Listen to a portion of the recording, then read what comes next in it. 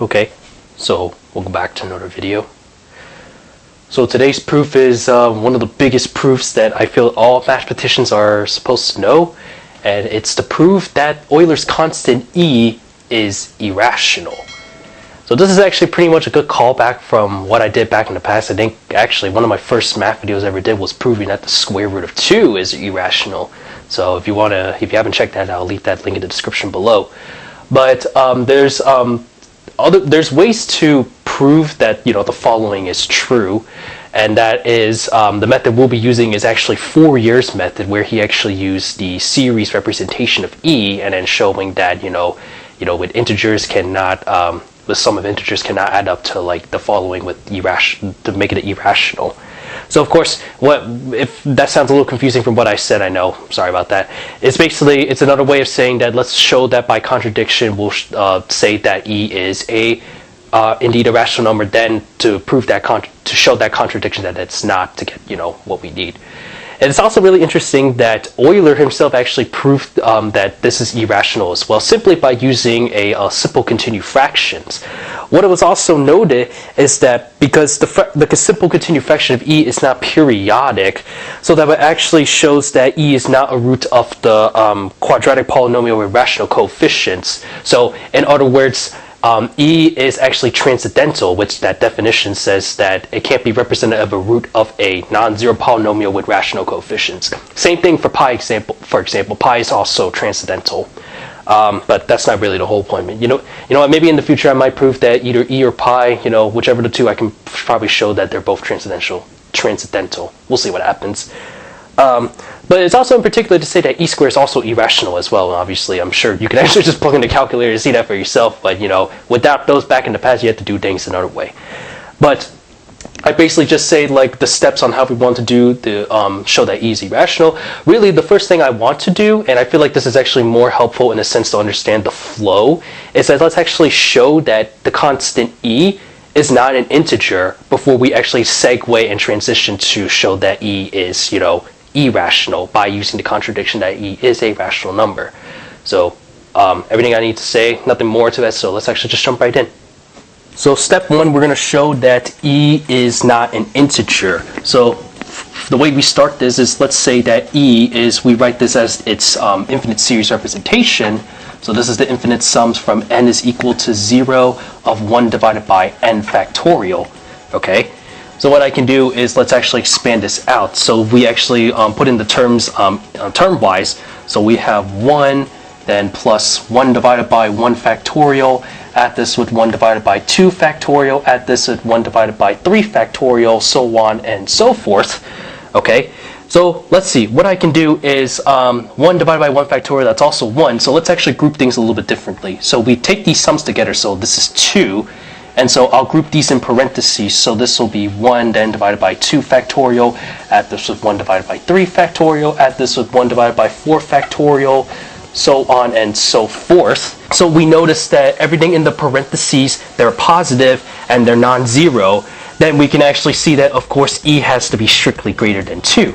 So so that's nice. That's one way to put this. But now let's actually, to show that E is not an integer, to make things a little one step further ahead, let's actually create some sort of inequality. So in other words, we're going to create this little upper bound and then see like what we can make the justifications from there. We have that 2 plus everything in the parentheses, so it's E is greater than 2. So we established that a lower bound is that E has to be greater than 2. So let's actually create this inequality and say that it's less than, E is less than. So now if you expand this out, so we have, let's actually first, before I do this, let's actually expand the factorials out. So we have E is equal to 2 and then plus 1 divided by 2. Add this with 1 divided by 3 times 2, or how about I write it as 2 times 3, just for the sake of it, because, well, it is multiplication, so it's fine.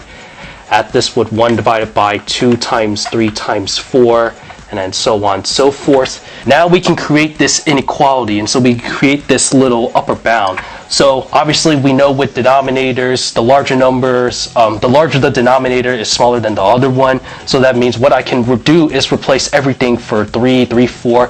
We're going to replace everything from the factorial expansions with just, with products of 2's. So to see this, we have 1/2, then we have 1 divided by 2 times 2, add this with 1 divided by 2 times 2 times 2, and then just keep going. So like for the 4th factorial or 5 factorial will be 2 times 2 times 2 times 2. We don't need to really worry about the ones, it's just 1 times that. That's why we exclude that. And then if we actually notice that for the inside the parentheses, we can actually create this little geometric series. So this is the infinite sum from n is equal to 1 of 1 divided by 2n. And then if I set the equality over here, so this is just, so let's see, because we know that this is geometric series over here, so with the first term being 1/2, well, the common ratio 1, and also with the common ratio 1/2 as well, so that means this actually is going to converge to 1, so this is just 2 plus 1, which is just equal to 3. And so, therefore, we can conclude that if I just underline that here we have e and then less than 3, then we also say that it's greater than 2 from over here. So we can actually make the justification, say that 2 is less than e is less than 3. And so with further implying that e is not an integer. So write it like this. E is not an integer. So that takes care of step 1 of our proof. So now let's actually show that e is indeed an irrational number. And how do we do this? We are going to do this by proof of contradiction. So with the following, let's say that suppose that e is a rational number. Suppose e is rational. So from here, that would have to mean that e is equal to a divided by b, such that for a and b, they're of course positive integers since we're trying to show that we established that e is not an integer, but it's in between 2 and 3, so it's positive for 1. A, b is z, but well, also it's also worth noting that b is not equal to 0 as well. But there's something you need to pay attention to. Notice that b cannot equal 1. And why is that? Because if we set that equal to 1, that it further implies that a is equal to e, also implying that e is an integer, but we just showed that e is not an integer. So that's one thing we have to put into our little restriction for there. So b in this case is some arbitrary positive integer that's greater than 1. So now let's suppose that if we set e as the series representation, so infinity, then n is equal to 0 of 1 divided by n, or n factorial equals 1 over, or a over b. Okay, nice. So let's actually now multiply both sides by b factorial. So by doing so, we have that the infinite sum, n is equal 0 of b factorial, then divided by n factorial. Then we set this equal to b factorial multiplied by a, and then divided by b. Okay, but then this also, you also see that b factorial is b times b minus 1, and b minus 2. So the b's will cancel, so we're left with just a, then multiply with b minus 1 factorial. But you want to pay attention that since a and b are integers, this is guaranteed that the right-hand side with the factorial is going to be an integer itself. So let's actually put that little inclusion to say that this is indeed an integer right here. Now, we're going to do a little bit of breaking up with the sum, and you'll see why this is very helpful once we, continue further with the steps. So what I'm going to do is we're actually going to break up the indices. So break up the left-hand side. So we'll start off with the infinite sum, or well, actually we're going to start the first sum is that it's a partial sum. So this is actually going to up to b, then n is equal to 0 of b factorial divided by n factorial. Then add this from where you pick up from last time, except just add this with 1. So n is equal to b plus 1, and then all the way up to infinity of b factorial divided by n factorial. Of course, this is just equal to a times b minus 1 factorial. So let's actually put the inclusion. Suppose I call this, I'll call this p and I'll call this q. So we're going to look at each of these, partial sums one at a time. So first, let's actually take a look at p. So we notice for p that for any integer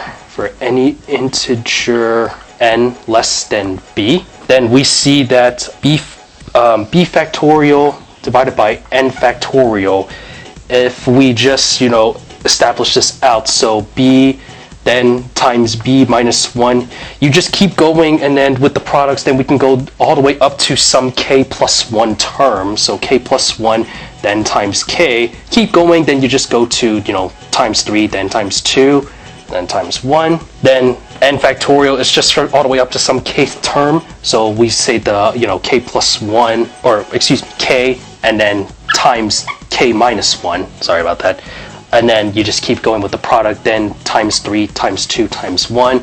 Then you'll notice that some terms will cancel, and so we get that for the final inclusion is that this is just b multiplied by b minus 1. Keep going, and then all the way up it stops at k plus 1. So now there's something we have to pay attention to our end result for when we look at p, right? So each term of the sum from b factorial and n factorial is an integer. So because everything we said that for the indices with the integer itself, is since we said b is arbitrarily positive integer greater than 1, then with all this product together, this is actually going to guarantee that p is an integer. Okay, so this is an integer, and so I should also label that this is an integer over here as well. So p is an integer. All right, so now the next thing we want to do is, lastly, let's take a look at q.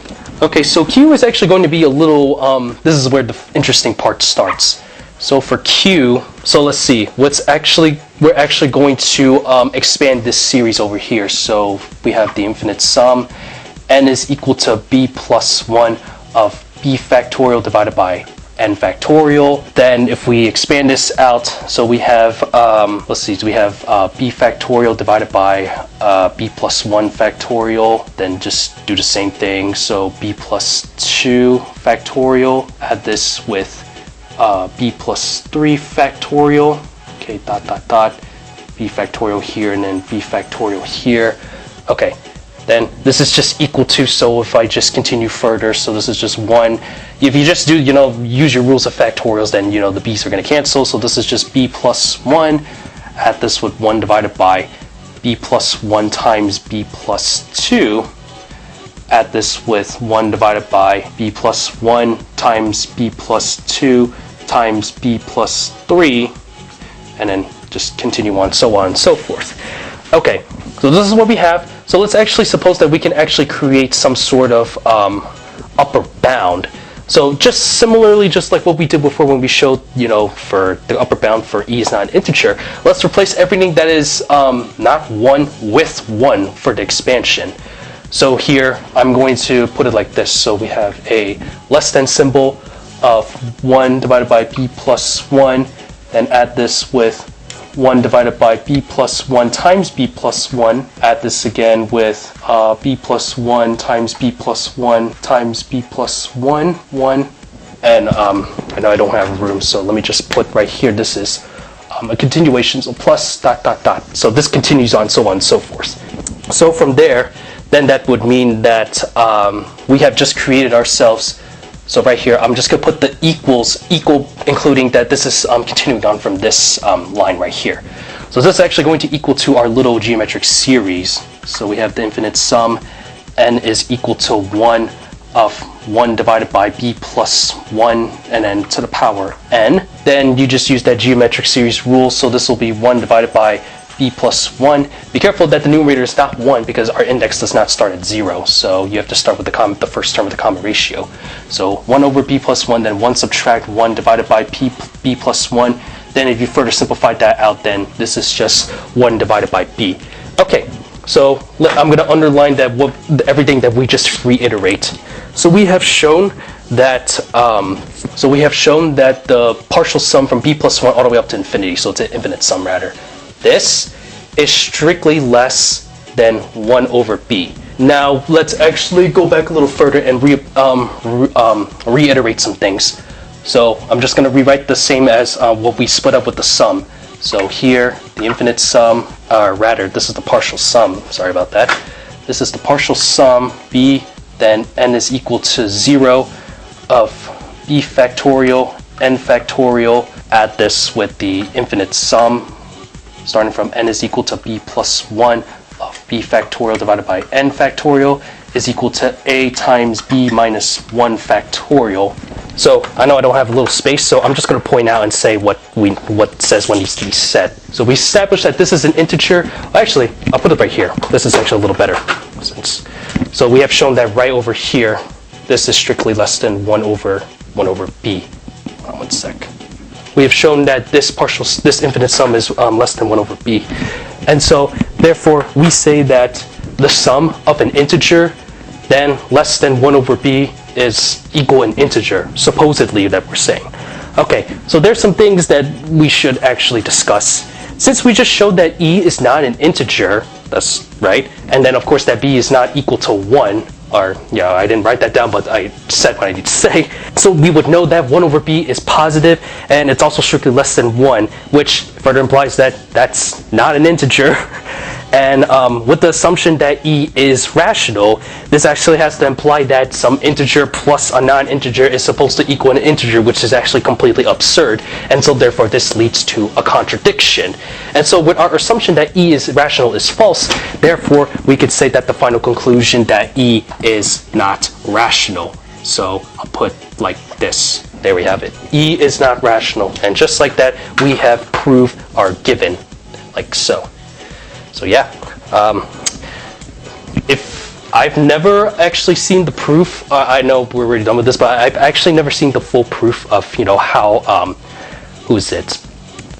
Euler proved his, that E is the irrationality of E using the simple continued fractions. Maybe hopefully I can find some more answers, then maybe I might let you know and we'll see what happens. But I thought that was like an interesting take on it. There's also some other general proofs out there, but I think the one that sticks out the most, I know especially since when I took an analysis course, when we first learned about the rationality of E, this was basically the proof that, my professor discussed over. And so I think this is actually really helpful to see the bigger picture and insight about the irrationality.